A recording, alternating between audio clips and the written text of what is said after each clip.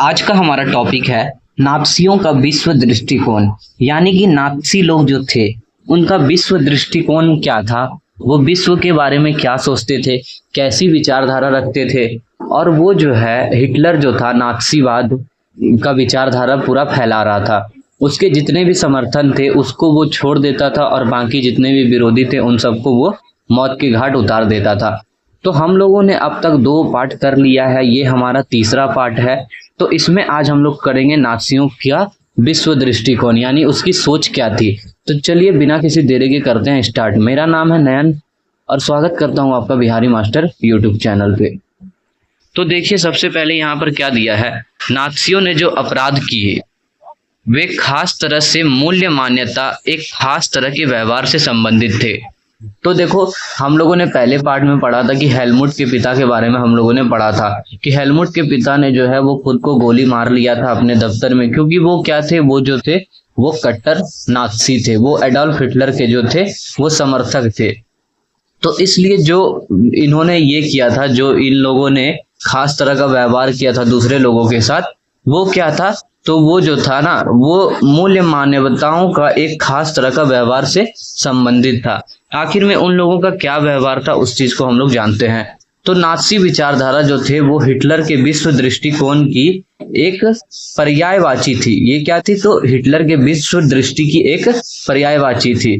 इस विश्व दृष्टि ने सभी समाजों को बराबरी का हक नहीं था। इसमें क्या था, तो हिटलर का जो दृष्टि था, जो नात्सीवाद का जो विचारधारा था, उसमें सभी समाज को जो था वो बराबर का हक नहीं था। ठीक है, बराबर का हक नहीं था। वहां पर बस किसका चल रहा था, तो वहां पर बस नात्सियों का चल रहा था और बाकी जितने अलग लोग थे उन लोगों का क्या था, तो उन लोगों का वहां पे विचार नहीं चल रहा था। हिटलर वहां पे क्या कर रहा था, जो आर्य लोग थे उन लोगों को बस जिंदा रखता था।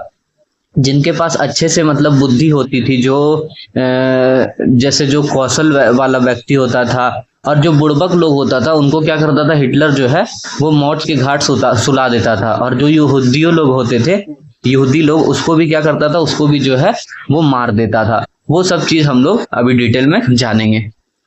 तो देखो वे नस्ली आधार पर या तो बेहतर थे या कमतर थे। वहां के जितने भी लोग थे या तो नस्ल के आधार पर बहुत ज्यादा मतलब बेहतर थे या फिर बहुत कम बेहतर थे। ये चीज यहाँ पर बता रहा है।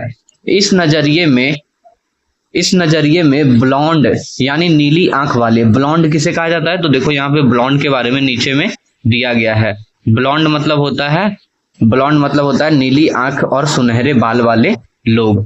तो ठीक है, इस नजरिए में क्या था, तो ब्लॉन्ड यानी कि नीले आंख वाले और नार्किडिस जर्मन आर्य सबसे ऊपर और यहूदी क्या थे, तो सबसे निचले पायदान पर थे।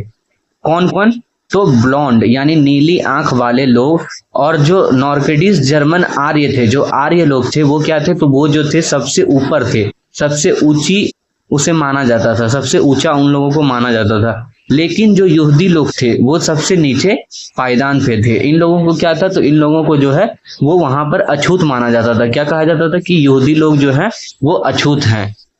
ठीक है, यहूदी को नस्ल विरोधी यानी आर्यों का कट्टर शत्रु माना जाता था। जो नात्सीवाद विचारधारा था उसमें क्या था, तो यहूदी को जो है वो क्या किया जाता था, तो यहूदी को जो है वो आर्यों का कट्टर शत्रु माना जाता था। मतलब आर्य और यहूदी जो है, देखो आर्य उचली पायदान पे था और ये जो था यहूदी लोग जो था वो निचली पायदान पे था। तो इन लोगों को क्या था, तो आर्य का जो कट्टर शत्रु था वो कौन था, तो यहूदी था। ठीक है, यहाँ से एमसीक्यू बनेगा अगर पूछा जाए कि आर्य का जो कट्टर शत्रु था तो वो कौन था, तो आर्य का कट्टर शत्रु यहूदी था। नात्सीवाद विचारधारा में जो है वो आर्यों का कट्टर शत्रु किसे माना गया था, तो किसे माना गया था, तो यहूदियों को माना गया था। ठीक है, याद रखना। बाकी तमाम समाजों को उनके बाहरी रूप के हिसाब से जर्मन आर्य और यहूदी के बीच रखा गया था। जितने भी लोग थे उनके बाहरी रंग से, जैसे मतलब मान लो वहां पे रंग के भी भेदभाव माना जाता होगा। अगर कोई बहुत ज्यादा गोरा है, कोई बहुत ज्यादा काला है, कोई सांवला है, तो उस आधार पे भी उन लोगों को जो है वो कैटेगरी में बांट दिया गया था कि जो ज्यादा गोरा है वो आर्य हो गया, जो थोड़ा काला हो गया उसको यहूदी में डाल दिया। ऐसा वहां पर नस्ल के आधार पर भी बांट दिया गया होगा। हिटलर की नस्ली सोच जो था वो चार्ल्स डार्विन और हर्बर्ट स्पेंसर जैसे विचारकों के सिद्धांत पर आधारित था। ठीक है, हिटलर का जो नस्लवादी सोच था वो किस पर आधारित था? तो चार्ल्स डार्विन और हर्बर्ट स्पेंसर के विचारधारा पर आधारित था। ठीक है, याद रखना अगर पूछा जाए कि हिटलर का जो नस्ली सोच था वो किस पर आधारित था, तो सबसे पहला चार्ल्स डार्विन और हर्बर्ट स्पेंसर के विचार पर आधारित था। ठीक है, इनके सिद्धांत पर आधारित था। डार्विन जो था वो प्राकृतिक वैज्ञानिक थे। डार्विन कौन थे? तो प्राकृतिक वैज्ञानिक थे। याद रखना, डार्विन कौन थे?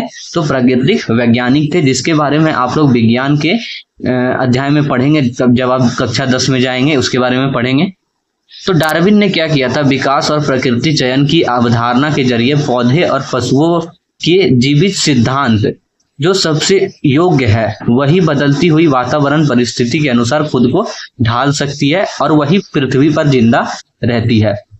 मतलब डार्विन का क्या कहना था, जैसे कोई भी जीव है अगर बदलती परिस्थिति के साथ वो खुद को ढाल सकती है तो वही जो है वो जिंदा रह सकती है। जैसे मान लो अगर कहीं पर बहुत ज्यादा ठंडा कर रहा है, ठंडी का मौसम बहुत ज्यादा हो रहा है, वहां पर बर्फबारी हो रहा है, तो अगर वहां पर कोई जीव जो है वो ठंडी के अनुसार खुद को ढाल लेता है तो वही जीवित रह सकता है। जैसे हम लोग हैं, जैसे हम लोग क्या करते हैं, अगर कहीं पे बहुत ज्यादा ठंडी होता है तो हम लोग वहां पर जैकेट वगैरह पहन के चले जाते हैं, तरह तरह का चादर ले लेते हैं ठंडी से बचने के लिए। अगर कहीं पे गर्मी हो रहा है तो वहां पर हम लोग क्या करते हैं, वहां पर हम लोग जो है रूम में एसी लगा लेते हैं। ठीक है, तो हम लोग क्या कर सकते हैं, हम लोग जो है वो बदलती हुई वातावरण के अनुसार खुद को ढाल लेते हैं। यही जो है वो चार्ल्स डार्विन का सिद्धांत था। ठीक है, क्या था? तो यही जो है उसका चार्ल्स डार्विन का सिद्धांत था, जिसे क्या कहा जाता था? जीवित का सिद्धांत कहा जाता था, जिसको इंग्लिश में कहा जाता था cervical of the fittest. English में क्या कहा जाता था? तो सर्वाइकल ऑफ द फिटेस्ट कहा जाता था। ठीक है, तो डार्विन ने क्या कह दिया, जो परिस्थिति के बाद साथ बदल सकता है वही जीवित रह सकता है। यहाँ हमें इस बात का ध्यान रखना चाहिए कि डार्विन के चयन के सिद्धांत को विशुद्ध प्राकृतिक प्रक्रिया कहा गया है। डार्विन का जो सिद्धांत था वो क्या था? तो बिल्कुल जो है वो प्राकृतिक प्रक्रिया था। उसमें क्या था? तो प्रकृति प्रक्रिया पूरी तरह से यहाँ पर दिया गया था और इसमें जो है किसी तरह का मतलब मानवीय ये नहीं था, मानवीय जो है वो किसी भी तरह का मानव का हस्तक्षेप नहीं था। ये डार्विन का कहना था कि ये जो भी सिद्धांत है ये पूरी तरह प्रकृति पर निर्भर करता है, इसमें मानव का कोई भी हस्तक्षेप नहीं है। लेकिन नस्लवादी विचार और राजनेताओं ने पराजित समाज को अपने समाजवादी शासनों को सही ठहराने के लिए डार्विन के विचार का सहारा लिया। ठीक है, जो नस्लवादी लोग थे, जो नात्सीवाद पार्टी के लोग थे, वो लोग क्या कर रहे थे? तो नस्ल के आधार पर कह रहे थे ना कि आर्य जो है वो सबसे उचली पायदान पे है और यहूदी जो है वो सबसे नीचे है।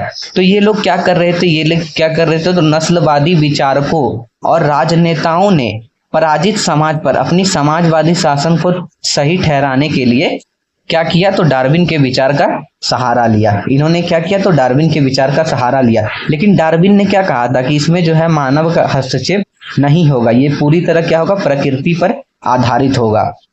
ठीक है, नात्सियों की दलील जो थी वो बहुत सरल थी। नात्सीवादी लोगों का जो कहना था वो बिल्कुल क्या था? तो सरल था। उनका क्या कहना था? उनका देखो ये कहना था कि जो नस्ल ताकतवर है वही जिंदा रहेगा। नात्सीवादी लोग क्या कह रहे थे? जो नस्ल ताकतवर है, जो लोग ताकतवर हैं वही लोग जिंदा रहेंगे। ठीक है, कमजोर नस्ल जो है वो खत्म हो जाएगी। जो कमजोर लोग हैं, जिनके अंदर ताकत नहीं है, वो क्या होगा? तो वो खत्म हो जाएगा। आर्य जो है, आर्य क्या है? तो आर्य नस्ल जो है वो सर्वश्रेष्ठ है। ये किनका कहना था? तो ये नात्सियों का कहना था कि आर्य नस्ल जो है वो सर्वश्रेष्ठ है, उसे अपनी शुद्धता बनाए रखनी चाहिए, ताकत हासिल करनी चाहिए और दुनिया पर वर्चस्व कायम करना चाहिए। ठीक है, नस्लवादी विचारधारा जो था वो डार्विन के सिद्धांत पर चल रहा था और उनका कहना था कि जो ताकतवर है वही जिंदा रह सकता है और जो कमजोर है उसे खत्म हो जाना चाहिए। ठीक है, आर्य जो था, आर्य क्या था? सबसे मतलब जो है सर्वश्रेष्ठ नस्ल था और उसे जो है अपना शुद्धता बनाए रखना चाहिए और उसे जो है वो ताकत हासिल करनी चाहिए ताकि वो क्या कर सके? दुनिया पर अपना राज कायम कर सके। हिटलर की विचारधारा का दूसरा पहलू क्या था? तो हिटलर की विचारधारा का दूसरा पहलू जो था वो लेवे स्ट्राउम या जीवन परिधि की भू राजनीतिक अवधारणा से संबंधित था। इसका क्या था, तो भू राजनीतिक अवधारणा से संबंधित था। वह मानता था कि अपने लोगों को बसाने के लिए ज्यादा से ज्यादा इलाके पर क्या किया जाए, तो कब्जा किया जाए। जैसे कि हिटलर जो है वो दूसरे विश्व युद्ध में कर रहा था कि अपने लोगों को बसाने के लिए दूसरे देश पर कब्जा कर रहा था, और वहां का संसाधन जो था वो जर्मन लोगों को देना चाहता था, और उस जो जमीन था उस पर जर्मन लोगों को बसाना चाहता था। तो वो मानता था कि ज्यादा से ज्यादा इलाके पर कब्जा करना जरूरी है। इसमें मातृ देश का क्षेत्रफल बढ़ेगा और नए इलाके में जाकर बसने वाले को अपने जन्म स्थान के साथ गहरे संबंध बनाए रखने से मुश्किल भी नहीं होगा। ठीक है, ये क्या चाहता था कि जैसे ज्यादा देश पर कब्जा करेंगे तो उससे क्या होगा, तो मातृ देश का क्षेत्रफल बढ़ेगा। मातृ देश मतलब उसका मातृ देश कौन सा था, तो ये था उसका मातृ देश, तो हंगरी था। ठीक है, ऑस्ट्रिया हंगरी में उसका जन्म हुआ था, लेकिन वो कहाँ पर शासन कर रहा था, शासन तो वो कर रहा था जर्मनी में।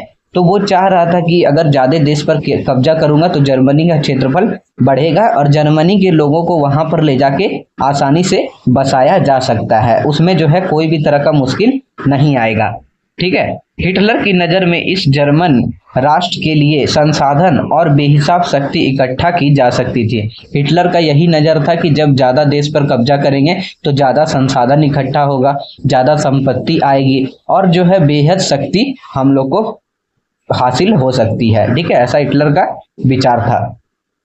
पूरब में हिटलर जो था वो जर्मन सीमाओं को फैलाना चाहता था ताकि सारे जर्मन को भौगोलिक दृष्टि से एक ही जगह इकट्ठा किया जा सके। पूरब में क्या चाहता था, तो पूरब के इलाकों में ये चाहता था कि उस पर कब्जा कर ले और अपनी सीमाओं को फैलाए। जर्मन का जो सीमा है उसको फैला दिया जाए ताकि ज्यादा से ज्यादा लोग आकर यहाँ पर, ज्यादा से ज्यादा जर्मन लोग यहाँ पर आके एक साथ इकट्ठा हो सके। पोलैंड जो है इस धारणा का पहला प्रयोगशाला बना था। पोलैंड पे कब्जा किया था हिटलर ने, तो पोलैंड जो था वो इस धारणा का सबसे पहला प्रयोगशाला बना था। ठीक है, याद रखना कि ये हिटलर के धारणा का पहला प्रयोगशाला जो है वो कौन देश बना था, तो कौन देश बना था, पोलैंड बना था। ठीक है, याद रखना कौन बना था, तो पोलैंड बना था। ठीक है,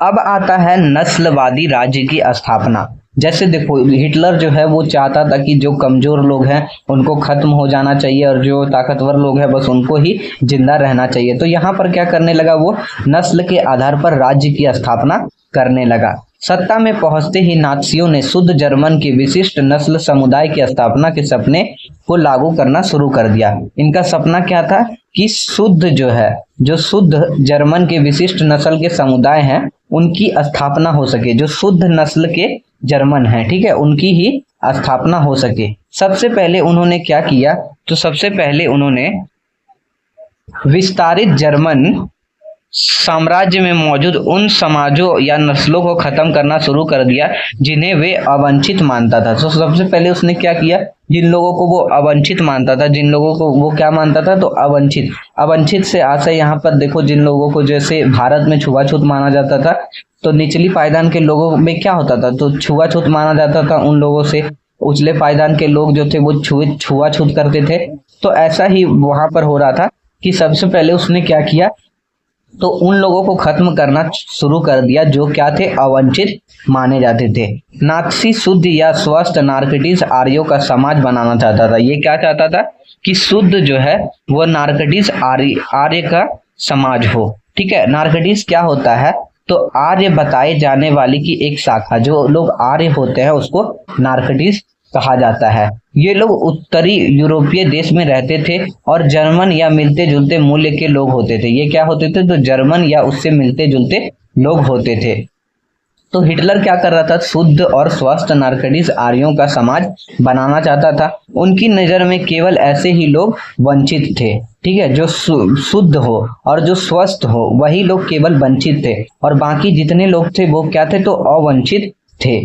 केवल ये ही लोग जिन्हें तरक्की या वंश विस्तार के योग्य माना जाता था, केवल इन्हीं लोगों को क्या माना जाता था, तो तरक्की का आधार माना जाता था कि ये लोग ही जो हैं, जो स्वस्थ लोग हैं, जो शुद्ध हैं, वही लोग केवल तरक्की कर सकते हैं और यही लोग जो हैं वो वंश का विस्तार कर सकते हैं, अपनी पीढ़ी को आगे बढ़ा सकते हैं। ये जो है नात्सी सिद्धांत में था, नात्सीवाद के विचारधारा में ये सब चीज लागू हो रहा था। बाकी जितने लोग थे वो क्या थे, तो बाकी जितने भी लोग थे वो अवंचित थे। इसका मतलब यह निकला कि ऐसे जर्मन को भी जिंदा रहने का कोई हक नहीं है जिन्हें नात्सी अशुद्ध या असमान मानते थे। ठीक है, तो उन लोगों की विचारधारा में क्या होता था, जो अशुद्ध होते थे, जो अवंचित लोग थे, उनका जो है वो जिंदा रहना जो है, उनको जिंदा रहने का कोई भी हक नहीं था। नात्सी के जब राज्य चल रहा था, नात्सीवाद का जब राज्य चल रहा था, तो ऐसे लोगों का जो है जिंदा रहना बिल्कुल भी कोई मतलब फायदे का चीज ही नहीं था। ऐसा जो है नात्सीवाद के विचार में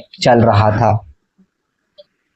यूथजेनिया कार्यक्रम के तहत बाकी नात्सी अफसर के साथ साथ हेलमुट के पिता ने भी असंख्य ऐसे जर्मन को मौत के घाट उतारा जिन्हें वह मानसिक या शारीरिक रूप से योग्य नहीं मानते थे। ठीक है, मानसिक या शारीरिक रूप से क्या मानते थे, तो अयोग्य मानते थे कि मतलब ये लोग बुद्धि से भी कुछ चीज नहीं कर सकता है, ना ही शारीरिक रूप से कोई चीज कर सकता है। तो यूथजेनिया जो था मतलब दया मृत्यु, इसे जो है इस शब्द को क्या कहा जाता था, तो दया मृत्यु कहा जाता था। तो इस कार्यक्रम के तहत नात्सी अफसर के साथ साथ हेलमुट के पिता, हेलमुट कौन था, तो हेलमुट के बारे में हम लोगों ने पार्ट 1 में जाना था कि वो एक 11 वर्ष का जर्मन लड़का था। तो उसके पिता ने और नात्सी अफसर ने ऐसे असंख्य लोगों को मौत के घाट उतार दिया था। असंख्य लोग मतलब जिसको जो है गिना नहीं जा सकता है, लाखों की संख्या में लोग होंगे या फिर जो है वहां पर करोड़ों की संख्या में लोग होंगे, तो उनको गिना नहीं जा सकता था। तो उन लोगों को जो है वो मौत का घाट उतार दिया जो मानसिक रूप से और शारीरिक रूप से अयोग्य थे, मतलब ना अपने बुद्धि का इस्तेमाल कर सकते थे, ना अपने शरीर का इस्तेमाल कर सकते थे। तो इन लोगों को मौत के घाट उतार दिया गया। केवल यहूदी ही नहीं थे जिन्हें अवंचित की श्रेणी में रखा गया था। ठीक है, केवल यहूदी ही नहीं बल्कि क्या था, इसके अलावा भी कई नस्ल थी जो इस नियति के लिए अभिशप्त थी। ठीक है, इस नियति के लिए अभिशप्त थी। जर्मन में रहने वाले जिसप्पो के अब अस्वेतों की पहले जो जर्मन नागरिक छीन ली गई और बाद में उन्हें मार दिया गया। ठीक है, तो जर्मनी में रहने वाले जिसप्पियों और अस्वेतों की पहले तो जर्मन नागरिक छीन ली गई। इन लोगों को क्या हुआ, जर्मन का नागरिकता छीन लिया गया और बाद में इन लोगों को मौत का घाट उतार दिया गया। तो देखो जिप्सी क्या होता है, जिप्सी के नाम में श्रेणीबद्ध किए गए समूह की अपनी सामुदायिक पहचान थी। ठीक है, सिंती और रोमा ऐसे ही समुदाय के थे, सिंती और रोमा ऐसे ही समुदाय के लोग थे। ठीक है, तो यहाँ पर क्या हो रहा था, केवल यहूदी को ही नहीं बल्कि क्या हो रहा था, जिप्सियों और अस्वेतों की पहले तो क्या किया गया, जर्मन की नागरिकता छीन ली गई। अब जैसे हम भारत में रह रहे हैं तो भारत में क्या करेगा, अगर मान लो हम लोगों को अछूत मान लिया जाए, ठीक है, अगर उस समय का शासन यहाँ पर भी चल रहा होता, तो अभी का बता रहा हूँ कि अगर मुझे अछूत मान लिया जाए तो पहले क्या किया जाता, मेरे से नागरिकता छीन ली जाती। ठीक है, मेरे से नागरिकता छीन ली जाती और उसके बाद मुझे मौत के घाट उतार दिया जाता। ठीक है, अगर ऐसा कानून भारत में लागू हो जाता, यानी मतलब वैसा शासन भारत में होता, या फिर हम लोग अगर जर्मन में होते, जर्मनी में हम लोग रह रहे होते, तो हम लोग के साथ भी ऐसा ही होता। ठीक है, रूसी और पोलिश मूल्य के लोगों को भी मनुष्य से कमतर माना गया। जो रूस के लोग थे और जो पोलिश मूल के लोग थे, इन लोगों को भी जो है वो मनुष्य से कमतर माना गया। जबकि जर्मनी ने पोलैंड और रूस के कुछ हिस्से पर कब्जा कर लिया तो स्थानीय लोगों को भयानक परिस्थिति में गुलामों की तरह काम पर झोंक दिया गया। जब जर्मनी ने क्या किया, तो जब जर्मनी ने पोलैंड और रूस पर कब्जा कर लिया, पोलैंड और रूस के कुछ हिस्से पर, रूस पर तो पूरा कब्जा नहीं कर पाया था, उसके पूरे हिस्से पर कब्जा नहीं कर पाया था, उसके कुछ ही हिस्से पर कब्जा किया था, तो वहां के जो स्थानीय लोग थे उन लोगों को क्या किया गया, तो गुलाम की तरह काम पर झोंक दिया गया कि जाओ अब तुम लोग गुलामों की तरह काम पे पूरा काम करो, खटो जाके दिन रात जो है मेहनत करो। तो उन लोगों को झोंक दिया। उन्हें इंसानी वार्ता के लायक नहीं माना जाता था। इन लोगों को क्या माना जाता था कि ये लोग जो है वो इंसान नहीं है, इन लोगों के साथ जो है इंसान की तरह व्यवहार नहीं किया जा सके। तो कैसा व्यवहार किया जा रहा होगा, जानवरों की तरह व्यवहार किया जा रहा होगा उन लोगों के साथ।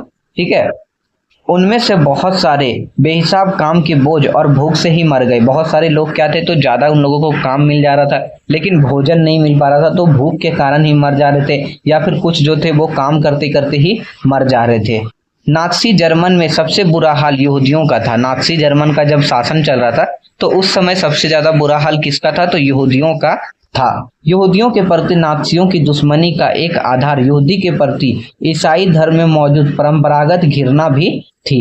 यहूदी के प्रति जो है वो मतलब इन लोगों का दुश्मनी क्यों था, अगर पूछा जाए तो क्या बताओगे कि यहूदियों के प्रति ईसाई धर्म में मौजूद परंपरागत घृणा भी थी। ठीक है, जो ईसाई धर्म में जो परंपरागत घृणा थी, जो मतलब शुरू से चलता आ रहा था, तो उसके वजह से भी जो है वो नात्सी लोग क्या थे, तो यहूदी को अपना दुश्मन मानते थे कि तुम जो है हमारा दुश्मन है बाबू, तुम हमको छूना नहीं, तुम हमारा दुश्मन हो। ठीक है, ऐसा ही वहां पर हो रहा था। तो इन लोग जो ये लोग जो थे नात्सी लोग जो थे, नात्सी का जब शासनकाल चल रहा था तो सबसे ज्यादा बुरा हाल किसका था, तो यहूदी का था। ठीक है, ईसाइयों का आरोप था कि ईसा मसीह को यहूदी ने ही मारा था। ईसाइयों का क्या मानना था कि ईसा मसीह जो थे उनको किसने मारा था, तो उनको जो है यहूदियों ने ही मारा था। ईसाइयों की नज़र में यहूदी जो है वो आदतन हत्यारे और सुदखोर थे। ईसाइयों की नज़र में क्या था, तो ईसाइयों की नज़र में जो थे यहूदी लोग क्या थे, तो वो लोग जो थे हत्यारे थे और सुदखोर थे। सुदखोर कौन होता है, देखो यहाँ पर दिया है, बहुत ज्यादा ब्याज वसूल करने वाले महाजन। इस शब्द का प्राय गाली के रूप में उपयोग किया जाता था। ठीक है, जो सुदखोर होते थे, जो ज्यादा मतलब ब्याज वसूलते थे, उसे सुदखोर कहा जाता था। एक मतलब गाली के रूप में कहा जाता था। ठीक है, तो ईसाइयों की नजर में क्या था, तो ईसा मसीह को किसने मारा था, तो यहूदियों ने ही मारा था। ये ईसाइयों का नजर में ऐसा विचार चल रहा था। ठीक है, और उन लोगों के विचार में ये था कि यहूदी लोग जो हैं वो हत्यारे हैं और सुदखोर हैं। मध्यकाल तक यहूदी को जर्मनी का मालिक बनाने की महानी थी। ठीक है, मध्यकाल तक क्या था, तो यहूदी को जर्मनी का मालिक बनाने की महानी थी। ये लोग मुख्य रूप से व्यापार और धन उधार देने का धंधा करके अपना गुजारा चलाते थे। यहूदी लोग जो हैं वो अपना गुजारा कैसे करते थे, तो ये मुख्य रूप से उधार देते थे और धंधा करके अपना गुजारा चलाते थे। वे बाकी समाज से अलग बस्तियों में रहते थे, जिन्हें घेटो यानी दबड़ा कहा जाता था। ये लोग क्या थे, तो ये अन्य समाज से, जितने भी समाज के लोग थे उन लोगों से अलग रहते थे। और कहाँ पर रहते थे, तो ये लोग घेटों में रहते थे, जिसे दबड़ा कहा जाता था। नस्ल संहार के जरिए ईसाई बार बार उनका सफाया करते रहते थे। जब भी है ना लड़ाई आपसी होता था, जब नस्ल के आधार पर लड़ाई होता था, तो ईसाई धर्म के जितने भी लोग थे वो अक्सर इन लोगों का सफाया करते रहते थे।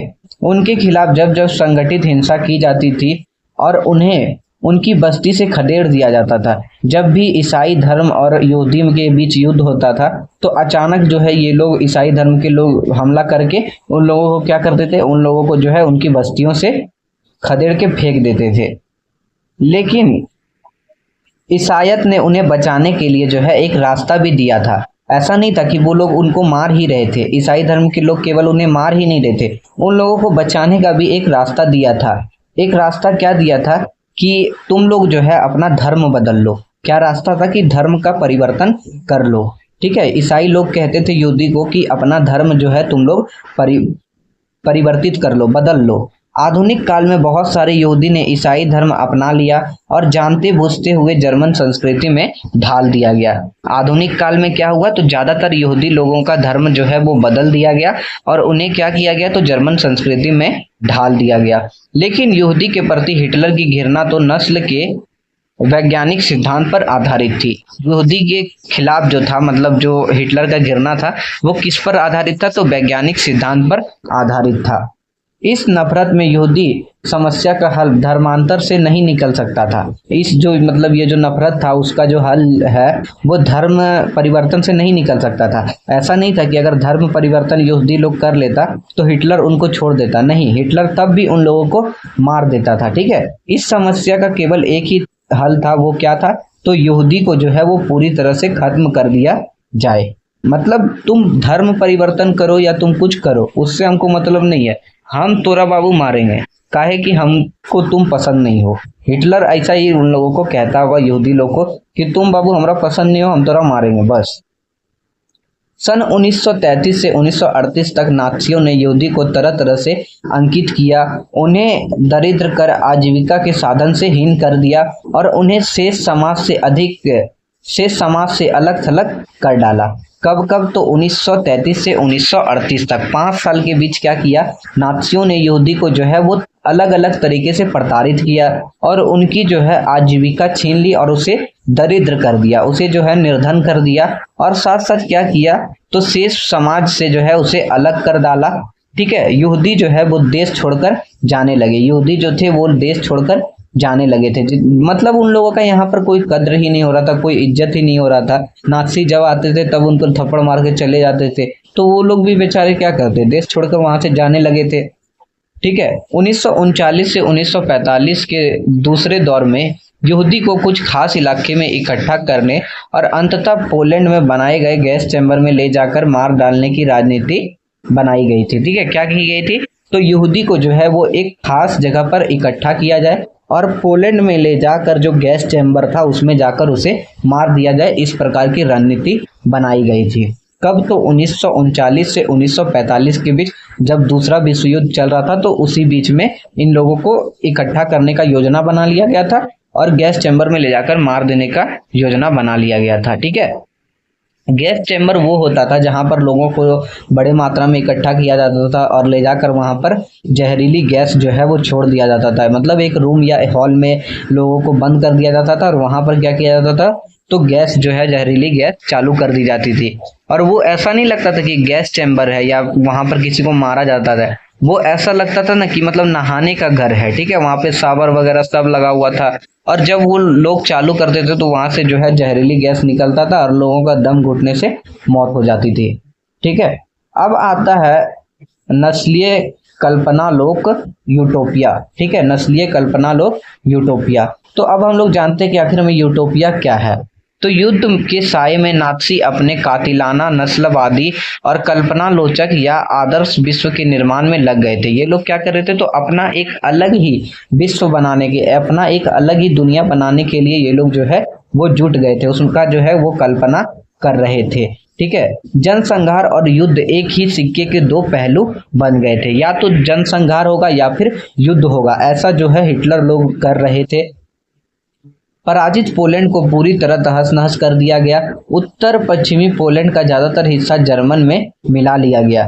पूरा जो पोलैंड था, जब पोलैंड को जीत लिया गया था तो पोलैंड को जो है वो पूरी तरह तहस नहस कर दिया गया और उसका जो उत्तर और पश्चिम का हिस्सा था उसको जो है वो जर्मनी में मिला लिया गया। पोलैंड के लोग को अपने घर और माल बाव छोड़कर भागने के लिए मजबूर किया गया। पोलैंड के जितने भी लोग थे उन लोगों को मजबूर किया गया कि अब तुम जो है अपना घर, अपना संपत्ति, अपना जितना भी सामान उमान है छोड़ के भागो यहाँ से, ताकि यहाँ पर क्या हो सके, ताकि यहाँ पर जो है वो जर्मनी के लोगों को लाकर बसाया जा सके।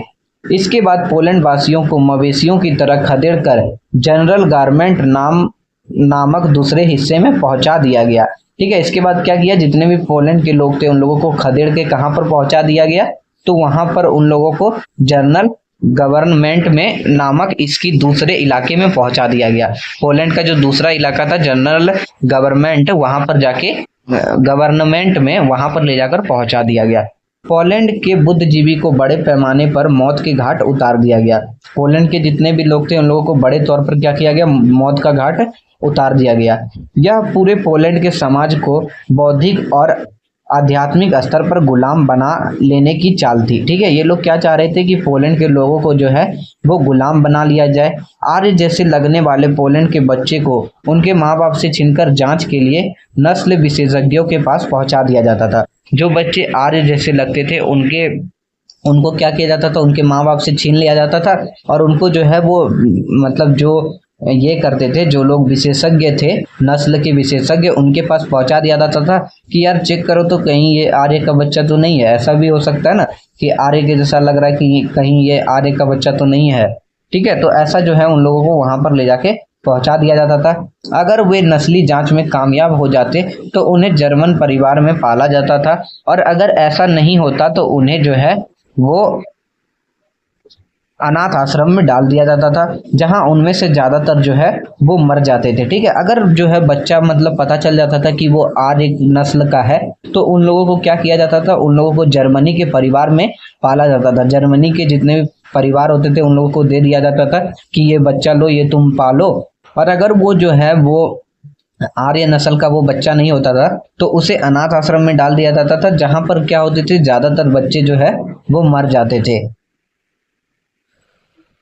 जनरल गवर्नमेंट में कुछ जो है वो विशाल घेटों और गैस चैम्बर भी थे, इसलिए यहाँ पर यहूदी को बड़े पैमाने पर मारा जाता था। ठीक है, जनरल गवर्नमेंट में क्या होता था, तो यहाँ पर जो है गैस चैम्बर होते थे, इसलिए यहाँ पर यहूदी को ले जाकर मारा जाता था। और जो उनके बच्चे जो होते थे, जो पोलैंड में जो बच्चे आर्य के जैसे लग रहे थे, उन लोगों को क्या किया जाता था, पकड़ लिया जाता था, और जो आर्य नस्ल के होते थे उनको जर्मन परिवार में दे दिया जाता था कि तुम पालन पोषण करो इसका। ठीक है, और जो आर्य नस्ल का नहीं होता था उसको जो है अनाथ आश्रम में डाल दिया जाता था, जहां पर ज्यादातर बच्चे मर जाते थे। ठीक है, तो देखो ये जो है ना, ये यहूदी को गैस चैम्बर में ले जाने वाली ये मालगाड़ी है। ठीक है, इससे क्या होता था, तो इससे जो है वो यहूदी लोगों को इसमें बैठाया जाता था और इन लोगों को गैस चैम्बर में पहुंचाया जाता था।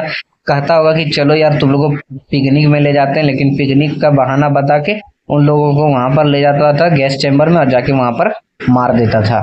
ठीक है, अब देखो ये जो है यहाँ पर दिया है हिटलर का जो जीवन जो चल रहा था, जैसे मतलब नाज़ी पार्टी का जो शासन चल रहा था जर्मनी में, वही चीज का यहाँ पर विवरण दिया गया है। ठीक है, कि मौत का सिलसिला जो है वो कैसे चल रहा था। तो मौत का सिलसिला जो है वो पहला चरण था बहिष्कार, जो 1933 से लेके 1939 तक 1939 तक चला था। ठीक है, ये 6 साल तक चला था मौत का सिलसिला, जिसमें बहिष्कार हो रहा था। देखो नाम में है बहिष्कार, बहिष्कार मतलब किसी चीज का जो है वो रोक कर देना। जैसे हम कहें कि हम जो है वो पढ़ाई को बहिष्कार दे रहे हैं कि अब हम पढ़ाई को नहीं करेंगे। ठीक है, तो हमारे बीच तुम्हें नागरिक की तरह रहने का कोई हक नहीं है। ये बात किन्होंने कहा, तो ये जो है हिटलर ने कहा था यहूदियों की, कि हमारे बीच तुम्हारा जो है वो नागरिक की तरह रहने का कोई हक नहीं है। न्यूरेमबर्ग नागरिकता अधिकार सितंबर 1935, उसमें देखो न्यूरेमबर्ग नागरिकता अधिकार जो सितंबर 1935 में पारित किया गया, उसमें जो है वो नागरिक को क्या अधिकार दिया गया था। तो देखो उसमें पहला है, जर्मनी या उससे संबंधित रक्त वाले व्यक्ति ही जर्मन नागरिक होंगे और उन्हें जर्मन साम्राज्य का संरक्षण मिलेगा। ठीक है, जो जर्मनी से संबंधित होंगे या जर्मन रक्त के लोग होंगे वही जो है वो जर्मन के नागरिक होंगे और उन्हें ही जर्मन साम्राज्य का जो है वो संरक्षण मिलेगा। दूसरा था कि यहूदी और जर्मन के बीच जो है वो विवाह पर पाबंदी लगा दी गई, कि अब यहूदी और जर्मन के बीच जो है वो कोई भी तरह का शादी विवाह जो है वो नहीं होगा। यहूदी और जर्मन के बीच विवाहेतर संबंधों को अपराध घोषित कर दिया गया, कि अगर तुम लोग शादी करोगे आपस में तो तुम लोग जो है वो बहुत बड़ा अपराध कर रहे हो, पकड़ के तुम लोगों को जेल में डाल देंगे। यहूदी द्वारा राष्ट्रीय ध्वज फहराने पर पाबंदी लगा दी गई। क्या किया गया, तो पहले जो है वो इन लोगों के बीच शादी को रोक दिया गया। अगर शादी करोगे तो बाबू तुम लोगों को जो है वो सबसे बड़ा अपराध तुम लोग करोगे। उसके बाद क्या किया गया कि तुम लोग जो है अब राष्ट्रीय ध्वज भी नहीं फहरा सकते हो। ठीक है, उसके बाद देखो अन्य कानूनी उपाय क्या दिया गया था, कि यहूदी व्यवसायियों का बहिष्कार करो, जो यहूदी व्यवसायी हैं उन लोगों का बहिष्कार करो। ठीक है, सरकारी योजना से निकाला जाना, इन लोगों को क्या किया गया, तो यहूदी लोगों को सरकारी योजना से निकाल दिया गया। यहूदी की संपत्ति की जब्ती और बिक्री, यहूदी की जो संपत्ति थी उसको जब्त कर लिया गया और बिक्री कर दिया गया। इसके अलावा नवंबर 1938 के एक जनसंहार में यहूदी की संपत्ति को तहस नहस किया गया, लूटा गया, उनके घर पर हमला हुए और यहूदी प्रार्थना घर जला दिया गया। ठीक है, यहूदियों का जो प्रार्थना घर था उनको जला दिया गया और उन्हें गिरफ्तार किया गया। इस घटना को नाइट ऑफ ब्रोकन ग्लास के नाम से याद किया जाता है। ठीक है, अगर कहा जाए कि नाइट ऑफ ब्रोकन ग्लास के नाम से कौन सा घटना जो है उसको याद किया जाता है, तो जब इन लोगों को गिरफ्तार किया जा रहा था, इन लोगों का जो प्रार्थना घर था उसे जो है वो जला दिया जा रहा था, तो इसे ही नाइट ऑफ ब्रोकन ग्लास के नाम से याद किया जाता है। ठीक है, तो पहला चरण हम लोगों ने देखा बहिष्कार का, जो कि 6 साल तक चला था, 1933 से 1939 तक। अब दूसरा चरण आता है दंडबाबंदी। ठीक है, ये चला 1940 से 1944 तक, 4 साल तक ये चला।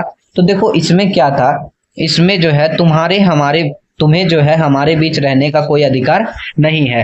पहले में क्या कहा गया था, पहले में कहा गया था कि तुम हमारे बीच जो है वो नागरिक की तरह नहीं रह सकते हो, और दूसरे में क्या कहा गया कि अब जो है वो तुम हमारे बीच रह ही नहीं सकते हो।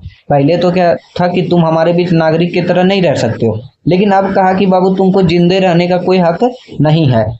तो सितंबर 1941 में सभी यहूदी को हुक्म दिया गया कि वह डेविड का पीला सितारा अपनी छाती पर लगाकर रखेंगे। ठीक है, सभी यहूदियों को क्या कहा गया कि आप लोग जो है वो डेविड का पीला सितारा जो है वो अपनी छाती पर लगाकर घूमो। उनके पासवर्ड, तमाम कानूनी दस्तावेज और घरों के बाहर भी यह पहचान चिन्ह जो है वो छाप दिया गया। जर्मन में उन्हें यहूदी मकान और पूर्वी क्षेत्र में लोहदज एवं वर्षा जैसे घेटो बस्तियों में कष्टपूर्ण और दरिद्रता की स्थिति में रखा जाता था। इन लोगों को क्या किया जाता था, तो पूरे कष्ट में और पूरे दरिद्रता में रखा जाता था, और साथ साथ कह दिया गया था कि अपना पीला सितारा जो है वो अपने छाती पर लगा कर रखो। पासवर्ड जब्त कर लिया गया, और जितने भी कानूनी दस्तावेज थे उनको भी जो है उन पर भी जो है वो चिन्ह लगा दिया गया था, ताकि जो है वो यहूदी का पता चल सके कि ये लोग जो है वो यहूदी है। ये बेहद पिछड़े और निर्धन इलाके थे जहां पर इन लोगों को रखा गया था। घेटों में दाखिल होने के बाद यहूदी को अपनी सारी संपत्ति छोड़ देने के लिए मजबूर किया गया। कुछ ही समय में घेटो बस्तियों में वांछना, भूखमरी, गंदगी और बीमारी का साम्राज्य जो है वो व्याप्त हो गया। जब इन लोगों को घेटों में पहुंचा दिया गया तो वो जो है वो बहुत दरिद्र इलाका था, और वहां पर तरह तरह की जो है वो भूखमरी हो रही थी, साथ साथ गंदगी थी और तरह तरह की बीमारी फैल रही थी, जिसके कारण उन लोगों का सफाया हो गया। अब तीसरा चरण आता है सर्वनाश। सर्वनाश मतलब पूरी तरह से नाश कर देना।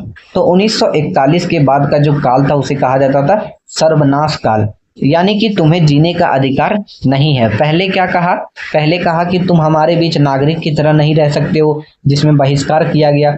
दूसरे में कहा गया कि तुम हमारे बीच नहीं रह सकते हो, और तीसरे में कहा गया कि तुम्हें जीने का कोई अधिकार नहीं है। ठीक है, तो देखो ये जो चित्र दिया है इसमें क्या है कि भागने की कोशिश में मौत यातना गृह के चारों तरफ लगी तारों के कांटे, तारों में करंट दौड़ता रहता था। ठीक है, देखो लोगों को क्या किया जाता था, कैद कर दिया जाता था, और चारों तरफ जो है वो तार लगा दिया जाता था जिसमें करंट दौड़ता था, ताकि अगर लोग भागने की कोशिश करें तो करंट से मर जाए। ठीक है, और ये सब देखो ये जो है कपड़े रखे हुए हैं, जो गैस चैम्बर के बाहर जो लोग गैस चैम्बर को मारा जाता था, जिस लोगों को गैस चैम्बर के अंदर, उन लोगों का कपड़ा जो है यहाँ पर लाके फेंक दिया जाता था। ठीक है, तो तीसरा चरण में क्या था, समूचे यूरोप के यहूदी मकान, यातनागृह और घेटे बस्तियों में रहने वाले यहूदी को मालगाड़ी में भर भर कर मौत के कारखाने में लाया जाने लगा था। अब क्या किया जाता था, तो लोगों को भर भर के जो है वो मौत कारखाने में लाया जाता था। पोलैंड और अन्य पूर्वी इलाके में मुख्य रूप से बेल्जेक, ऑस्विट्स और सेविबोर, त्रेबलिंका, चेलमनो तथा मायदानके में उन्हें गैस चैम्बर में धोख दिया जाता था। इन सभी इलाकों में क्या किया जाता था, तो उन्हें जो है वो गैस चैम्बर में झोंक दिया जाता था। औद्योगिक और वैज्ञानिक तकनीकों के सहारे बहुत सारे लोगों को पलक झपकते ही मौत के घाट उतार दिया जाता था। मतलब पलक भी नहीं झपक रहे हैं लोग और उन लोगों को मौत का घाट उतार दिया जाता था। तो ये देखो ये क्या है, ये यातनागिरी है, जैसे समझ लो एक जेल की तरह है जहां पर यहूदी लोगों को कैद करके रखा जाता था। ठीक है, और देखो जब जो कैदी को मार दिया जाता था तो उनका जो है यहाँ पर जूता फेंका गया है, यानी अंतरिम संविधान से पहले कैदियों से छीन लिए गए जूते। ठीक है, लोगों का जो मतलब कैदियों का जो जूता था वो छीन लिया गया था। उसके बाद जो है एक यातनागिरी कैमरा मौत के मैदान में खूबसूरत बना सकता है। ठीक है, एक यातनागिरी जो है वो कैमरा क्या कर सकता है, तो मौत के मैदान को खूबसूरत बना सकता है। ये चीज जो है ये सब चित्र में था। तो ये जो पार्ट है हमारा कंप्लीट होता है। नात्सी का क्या विचार था वो सब चीज हम लोगों ने जाना कि कैसे वो लोग यहूदी को पकड़ पकड़ के मार रहे थे। ठीक है, कैसे उन लोगों का बहिष्कार कर रहे थे और उन लोगों को जो है वो समाज से कैसे वंचित कर दिए थे। इन सब चीज को हम लोगों ने आज के पार्ट में जाना। अगले पार्ट में हम लोग जानेंगे कि आखिर में नात्सी साम्राज्य में जो था वो युवा की स्थिति क्या थी। तो आज की वीडियो में इतना ही, मिलते हैं अगली वीडियो में, तब तक के लिए बाय एंड टेक केयर।